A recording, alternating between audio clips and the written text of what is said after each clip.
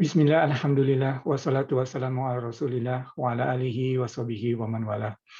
Rabbi shrah li sadri wa yassir li amri wahlul 'uqdatam min lisani yafqahu qawli. Jumat Mubarak, ibu-ibu, bapak-bapak pengajian kagari dirahmati Allah. Assalamualaikum warahmatullahi wabarakatuh. Ibu-ibu, bapak-bapak pengajian kagari dirahmati Allah, salah seorang ulama dari mazhab Syafi'i yang juga sangat terkenal atau lebih malah terkenal di kalangan sufi. Beliau bernama Maulana Jalaluddin Rumi, pernah menyebutkan bahwa sebenarnya apa yang kita cari justru mencari kita. Ya, what you seek is seeking you. Nah, beberapa minggu lalu hingga minggu kemarin kita membahas bagaimana ayat-ayat Allah dalam hal ini adalah tanda-tanda semesta alam ini justru berada di sekitar kita dan kita diajak oleh Allah untuk memperhatikan dengan seksama, mentadabur ya ayat-ayat atau tanda-tanda alam semesta tersebut. Tetapi sebagian besar dari umat manusia tidak mampu untuk melihatnya atau merasa atau terganggu sehingga tidak melihatnya, tidak memperhatikannya, atau karena kesibukannya tidak mengalokasikan waktu untuk memperhatikan tanda-tanda alam semesta tersebut. Atau bahkan ada alasan-alasan lain. Dan di sini Allah Subhanahu wa taala dalam ayat-ayat yang akan kita bahas pada kesempatan kali ini akan menyebutkan tanda-tandanya. Insya Allah kita akan mengkajinya, akan membacanya ayat-ayat tersebut bersama-sama. Sebelumnya Ivan akan menunjukkan ya bahwa seperti Ivan sampaikan pada awal kajian surat Yasin, bahwa Ivan mengambil beberapa sumber ya, jadi ini bukan dari Ivan sendiri ya, jadi Ivan juga belajar, ya, jadi kita sekarang ini sharing saja ya. Jadi ada beberapa catatan dari kuliah dari yang Ivan catat ya, tetapi dari sisi buku ya ada yang paling utama sampai saat ini adalah buku dari ini ya, The Heart of the Quran Yasin ya. Ya, jadi ini buku ini sekarang ini kita sudah sampai kepada chapter keempat ya. Sudah sampai chapter keempat. Itu section 4 ya, ayat ke-45, ayat ke-47. Insya Allah kita akan membacanya. Jadi ini adalah rujukan ya. Jadi bukan sesuatu yang akan saya sampaikan ini bukan sesuatu dari pemikiran Ivan jujur saja ya, tapi yang Ivan pelajari, yang Ivan mengerti dari apa yang disampaikan oleh penulis buku ini atau narasumber yang Irfan ikuti ya. Dan buku ini mungkin poin terakhir ya, buku ini juga merujuk kepada beberapa kitab tafsir klasik ya, seperti Irfan sebutkan di session yang pertama ya, merujuk kepada kitab tafsir klasik, misalnya kitab dari Imam Tabari ya, Imam Qurtubi dan sebagainya ya, disampaikan di sini. Dan ini merupakan suatu ciri khas dari ulama-ulama Islam yang tradisional ya. Jadi menyampaikan dari mana mereka mendapat sumber itu, jadi terpercaya. Jadi bukan sesuatu yang asal ngomong istilahnya ya, tapi sesuatu yang ada dasarnya. Ya, insya Allah kita meneruskan tradisi mereka untuk selalu bertanggung jawab terhadap apa yang kita sampaikan, dan insya Allah hal itu dan niat kita tersebut memperoleh berkah dari Allah dan mereka memperoleh petunjuk dari Allah. Insya Allah. Mari ibu-ibu, bapak-bapak, kita membaca dan juga mengkaji ayat-ayat tersebut, surat Yasin ayat ke-45 hingga ayat ke-47.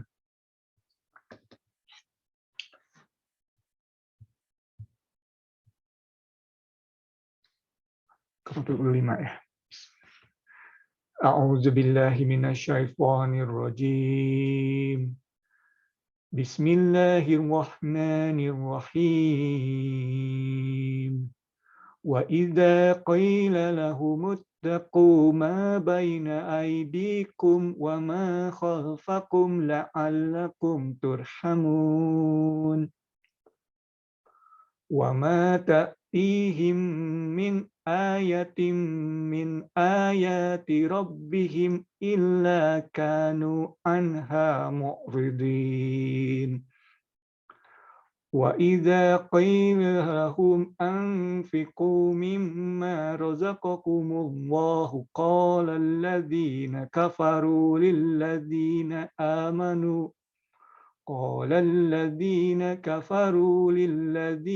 آمَنُوا أَنُطْعِمُ مَنْ لَوْ يَشَاءُ اللَّهُ أَطْعَمَهُ In antum illa fi dhalalim mubin. Shadaqallahul azim. Ayat ke-45 ya, insyaallah. Alright. Oh, oke, dalam bahasa Inggris. Insyaallah itu Ivan sampaikan ini dalam bahasa Indonesianya ya, karena yang Ivan buka ini terjemahan bahasa Inggrisnya. Oke, yang pertama di sini ayat 45 dibuka, Allah Subhanahu wa taala berfirman menggunakan kata wa idza qila lahum, ya. Jadi ya, wa idza qila lahum itu artinya disampaikan kepada mereka dalam bentuk pasif ya. Di sini ada tanda, jadi tidak disebutkan siapa yang menyampaikan ya, tetapi disampaikan kepada mereka. Itu maksudnya la idza qila lahum ya. Artinya siapapun yang menyampaikan. Ya, Allah Subhanahu wa taala ingin menyebutkan bahwa siapapun yang menyampaikan kepada mereka ittaqu ya. Ittaqwa ini kata yang sangat penting sekali ya, takwa ya, ini kata dasarnya sama dengan takwa, ittaqu ya.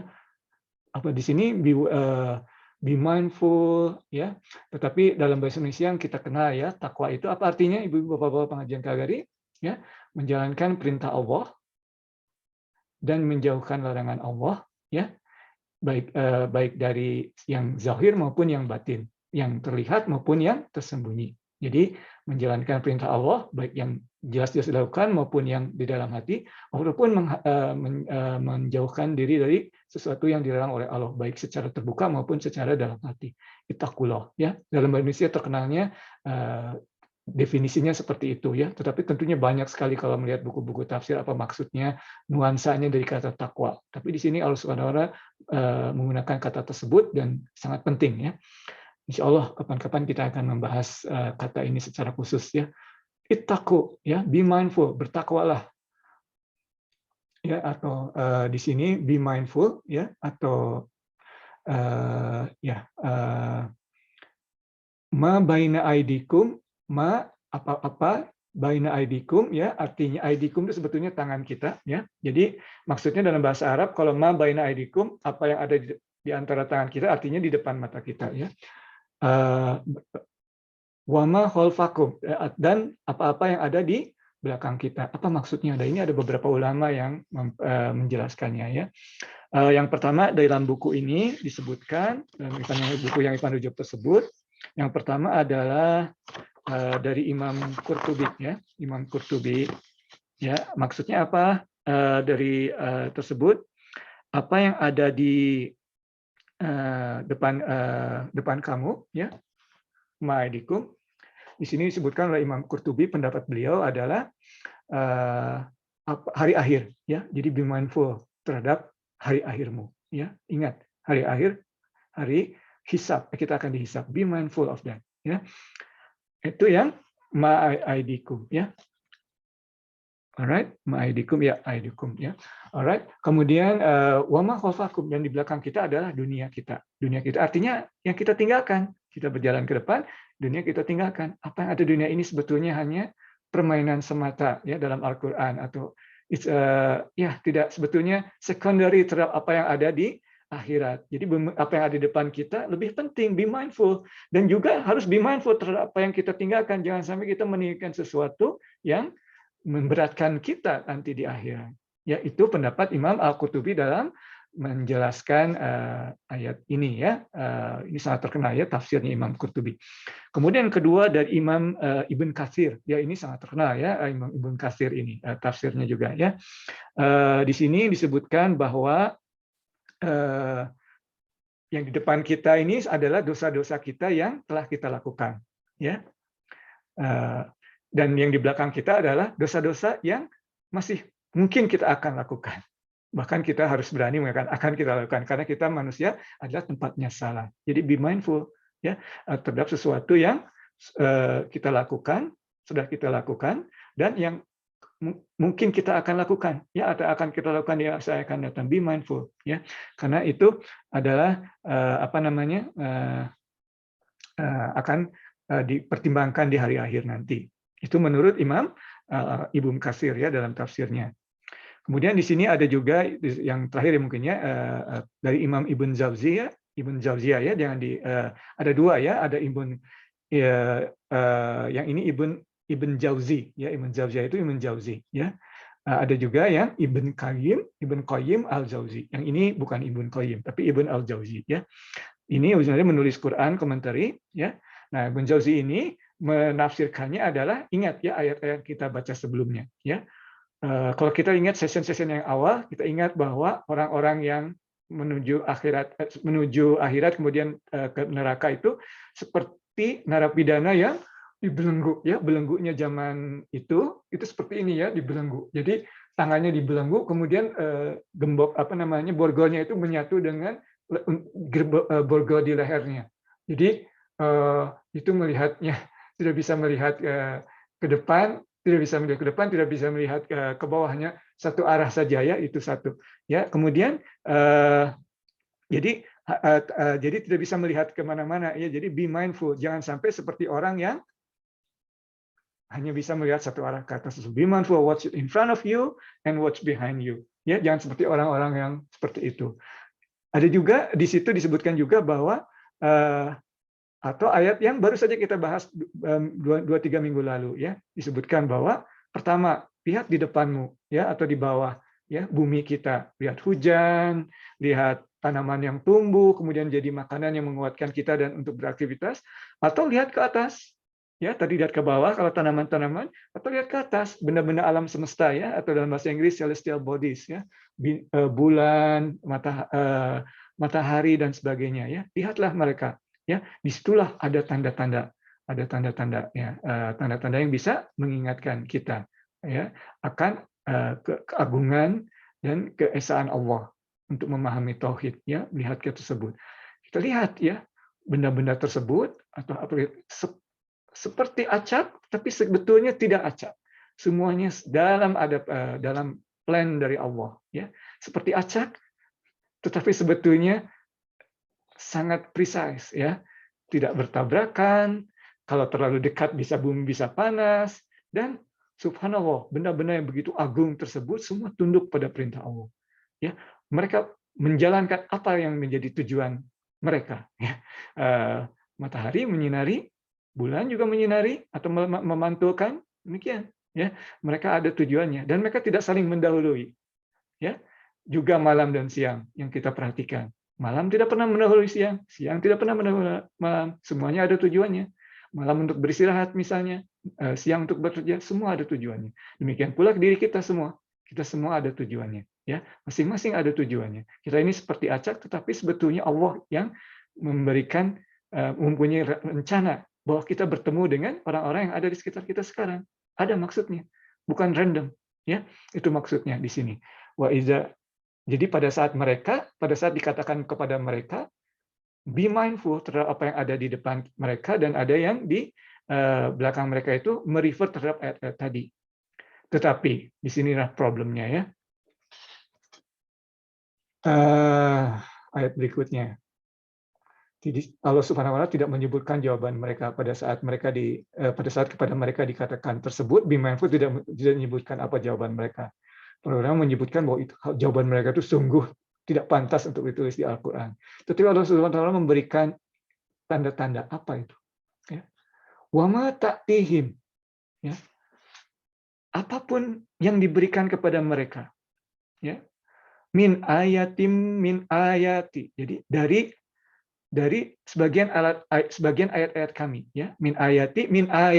Tetapi di sini juga mengandung arti bahwa min ayati seperti diulang-ulang kan, seringkali diulang-ulang, ya, disampaikan kepada mereka, diberikan tanda-tanda kepada mereka berulang-ulang.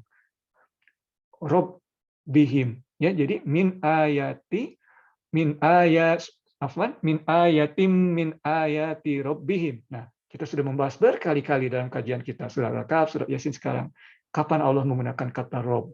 Rob ini adalah sebutan feminin dari Allah. Artinya caretaker dalam bahasa Inggris biasanya. Ya, dalam bahasa Indonesia sama-sama diterjemahkan Tuhan, tetapi sebetulnya ini Rob, ya, dari tarbiyah yang mendidik, menjaga kelangsungan hidup kita. Jadi sifat feminim seperti seorang ibu, ya. Di sini Rob, ya, seorang ibu guru yang mendidik kita dari kecil, dari kita lemah hingga kita kuat. Rob, ya. Tarbiyah kita mengerti ya seperti itu. Rabbihim, tidak menggunakan Allah atau dari kami, tidak menggunakan yang jalal, yang majestik, tetapi menggunakan yang feminin di sini. Jadi walaupun sudah feminin, sudah dengan penuh kasih sayang, illa kanu anha mu'ridin. Ya, ya illa kanu anha mu'ridin. Artinya walaupun sudah sedemikian diberi tanda berulang-ulang oleh Allah yang Maha Pengasih lagi Maha Penyayang, mereka tidak mu'ridin itu artinya berpaling ya. Mereka selalu dalam keadaan berpaling terhadap petunjuk-petunjuk itu. Subhanallah ya. Itulah ya. Jadi ini adalah salah satu fungsi agama pertama kali ya untuk memberikan rasa penghormatan kepada Allah yang telah menjaga kelangsungan hidup kita, tetapi orang-orang ini ya yang disebutkan di dalam awal ayat surat Yasin, disebutkan bahwa kebanyakan dari mereka akan menuju jahanam bersama iblis. Nah, seperti ini, diberikan tanda apapun mereka mu'ridin ya, orang yang turning away dari tanda-tanda tersebut ya. Alright. Oke, Ivan cek dulu apakah Ivan ada ketinggalan. Ya. Ya, jadi tentunya ini ada penyebabnya ya. Kenapa biasanya orang-orang seperti ini kok selalu berpaling dari tanda-tanda Allah. Ya, jadi para ulama menafsirkan ayat ini karena mereka itu terlalu self-centered. Ya, jadi dihubungkan dengan ayat-ayat yang kita bahas minggu lalu. Ya, bukannya mengalokasikan waktu untuk memperhatikan alam semesta dan sebagainya, memperhatikan diri sendiri juga. Di dalam diri kita banyak sekali organ-organ tubuh kita yang bekerja keras, kita tidak memperhatikannya ya. Tetapi mereka tuh self-center, egonya sangat kuat ya. Yang penting, jadi karena egonya tersebut yang terlalu kuat dan berlebihan, tidak proporsional ya, akhirnya lupa terhadap tanda-tanda yang sebetulnya sungguh di depan mata, seperti kata Maulana Jalaluddin Rumi tadi ya, what you seek is actually seeking you. Ada orang yang mencari dan sebetulnya tanda-tanda itu ada yang di depan mata kita. Tetapi ada juga orang yang tidak aktif mencari karena mereka terlalu self-centered ya, egonya sangat kuat. Jadi tidak punya waktu untuk memperhatikan alam semesta atau bahkan organ-organ yang ada tubuh yang berjalan tanpa lelah dalam tubuhnya sendiri. Alright. Ayat terakhir insya Allah malam ini atau kesempatan kali ini ya, wa iza qila lahum, diulang ya, wa iza qila lahum. Jadi disampaikan kepada mereka again ya. Jadi bukan Allah SWT sengaja menggunakan kata-kata ini untuk menunjukkan bahwa siapapun yang mengatakan kepada mereka ya, karena ini dalam bentuk pasif. Pada saat dikatakan kepada mereka oleh siapa? Oleh siapa saja, tidak disebutkan oleh Allah sini ya. Masuk dalam ini adalah Al-Quran tentu oleh Allah, tapi bisa juga oleh siapa-siapa. Anfiku. Oh, inilah fungsi kedua dari agama. Ya, tadi rasa hormat kepada Allah sebagai hambanya kita ini. Dan yang kedua adalah anfiku, adalah berinfak. Mimma rozaqakumullah ya. Mimma jadi dari rozaqakum yang Allah rezekikan ya, diberikan kepadamu oleh Allah, rozaqakumullah ya. Jadi ini fungsinya kedua ya, terhadap lingkungan kita. Anfaku, berinfaklah dari apa yang Allah berikan. Nah, di sini tidak disebutkan harta atau apapun, tentunya harta salah satunya, tapi tidak disebutkan secara jelas di sini karena Allah ingin membuka kesempatan. Mungkin tidak semua memiliki harta, oke, tersenyum saja, senyum juga sedekah, right? Seperti itu. Jadi anfiqu mimma razaqakumullah ya. Tetapi ini dia orang yang self-center ya. Qala allazina kafaru lil ladzina amanu. Tetapi orang-orang yang kafir dalam ini, kafir ini bukan kafir disbeliever dalam arti menolak Allah saja ya, tetapi juga tidak berterima kasih, karena kafir dan tidak berterima kasih itu kata dasarnya sama. Jadi tidak hanya diartikan kafir terhadap Allah, sudah jelas karena mereka tidak mengakui kenikmatan yang diberikan Allah, tetapi juga tidak berterima kasih kepada Allah. Ya. Qala ladzina kafaru lilladzina amanu, kepada lilladzina amanu, orang yang beriman. Anu ipu malau yasha'ullahu ad'amah ya. Jadi di sini berkata, why should ya, kenapa kita harus memberikan makanan? Anu to'imu ya, to'am, makanan ya. Malau yasha'ullah, kepada mereka yang jika Allah menghendaki, lau yasha'ullah, atau mau Allah akan memberikan makan kepada mereka. Nah, inilah ya. Jadi di sini disebutkan orang yang menolak tanda-tanda Allah ini sebetulnya bukan orang-orang yang secara logika atau secara pemikiran orang-orang bodoh. Mereka di sini mencoba melakukan logika secara agama, ya, secara teologi. Hey, Allah ini Maha Kuasa, Maha Pengasih, lagi Maha Penyayang. Kalau Dia mau memberikan, mau infak kepada, memberikan rezeki kepada orang-orang tersebut, why don't He just give them, ya? Kenapa Allah tidak memberikan kepada mereka? Nah, di sini sebetulnya ada asbabun nuzulnya juga menurut para ulama, ya. Ini ada asbabun nuzulnya adalah Sayyidina Abu Bakar. Sayyidina Abu Bakar itu sering memberikan sedekah dengan uangnya sendiri, ya, tentunya uangnya sendiri. Tetapi kemudian orang-orang munafik mengolok-olok dia, ya. Hei Abu Bakar, radhiyallahu anhu, ya, mengapa kamu memberi makan mereka? Mintalah pada Allah Tuhanmu, Allah akan memberikan makan kepada mereka kalau Allah benar-benar menyayangi mereka. Mereka coba itu. Nah, mereka lupa, ya. Oh, sebelum mereka alasannya in antum illa fi dolalim mubin, ya. Kita tutup ayatnya gini, in antum sesungguhnya kalian illa fi dolalim mubin, dalam kesesatan yang nyata, ya, glaring error, ya. Jadi bayangkan orang-orang yang sok tahu dan munafik tersebut menyebutkan berkata kepada Abu Bakar radhiyallahu anhu, kamu ini gimana? Kalau Allah atau Tuhanmu mau, Dia bisa memberikan makan kepada orang-orang ini. Kamu ini sungguh-sungguh dalam kesesatan yang nyata, ya Abu Bakar. Subhanallah. Nah, tetapi disinilah mengapa mereka tersebut menyatakan seperti itu. Karena mereka lihat, ya, kalau mereka tidak melihat benda-benda langit misalnya, kita ambil contoh, ya, yang masing-masing punya tujuan dan mereka menjalankan tujuannya. Mereka jadi tidak paham diri mereka. Allah kita ini dalam ekonomi Islam atau dalam Islam ini bukan sosialis, ya. Semua sama rata, bukan. Tidak demikian. Umat Islam atau ajaran Islam tidak mengatakan. Bahkan di surga pun ada levelnya. Ada level yang jannah yang paling tinggi dan ada level-levelnya. Ya, surga pun ada levelnya. Apalagi di dunia ini tidak sama. Tetapi semuanya bertujuan. Orang yang kaya ada tujuannya. Mengapa Allah memberikan seseorang itu kekayaan? Ada tujuannya. Dan you figure out, orang-orang kaya itu harus berpikir apa tujuannya. Mengapa mereka diberikan rezeki ini? Apa maksud Allah memberikan rezeki seperti ini kepada mereka? Ya. Kemudian orang-orang miskin atau yang maksudnya yang fakir miskin itu juga ada tujuannya. Ya, Allah memberikan kondisi seperti itu. Mereka ada fungsi jadi supaya terjadi keharmonisan. Ya, lita'arufun, saling mengenal dan juga saling artinya saling membantu, karena itulah yang diinginkan oleh Allah, di mana kita semua ini saling berinteraksi, masing-masing punya tujuan dan saling mengisi. Ya, kalau Allah mau semua bisa sama, tapi Allah tidak menciptakan kita semua sama.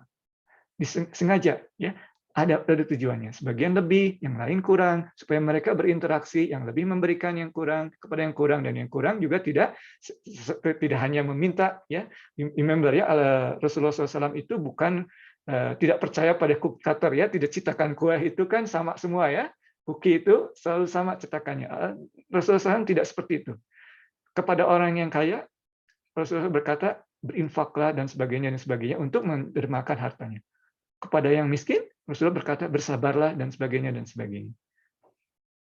Tidak sama pesannya terhadap masing-masing kelompok, karena nature-nya berbeda dari Allah itu diberikannya, dan kita mesti berpikir untuk apa maksud Allah memberikan keadaan kita seperti ini. Ya, tentu ada maksudnya. Ya, ada tujuan sosial. Jadi tadi, ya, ayat sebelumnya mengenai tujuan ke atas, hablum minallah, ya, bahwa kita harus memerhatikan tanda-tanda Allah dan kemudian mempelajarinya dan ada rasa hormat dan terima kasih dan cinta kepada Allah yang telah menjaga kelangsungan hidup kita ini. Dan yang kedua adalah di ayat ini hablum minan nas, terhadap, ya, di sini disebutkan infakkan, ya, tidak disebutkan di sini hartamu, ya, amwalakum, tidak. Jadi apapun, kalau tidak punya harta, ya, infakkan senyummu, ya. Demikian ayat yang kita bahas pada malam hari ini. Seperti saya sampaikan tadi, ini adalah pengertian Irfan dari apa-apa yang Irfan dapat dari kuliah-kuliah ataupun dari buku-buku, ya. Insya Allah ini memberikan manfaat, terutama untuk Irfan sendiri. Ya. Kalau tidak ini, mungkin Irfan juga tidak membaca. Ya, jadi untuk Irfan sendiri terutama, dan juga insya Allah bermanfaat bagi ibu-ibu, bapak-bapak sekalian. Yang benar hanya dari Allah, kesalahan dari Irfan sendiri. Barakallahu fikum, wa'afu minkum. Wassalamualaikum warahmatullahi wabarakatuh.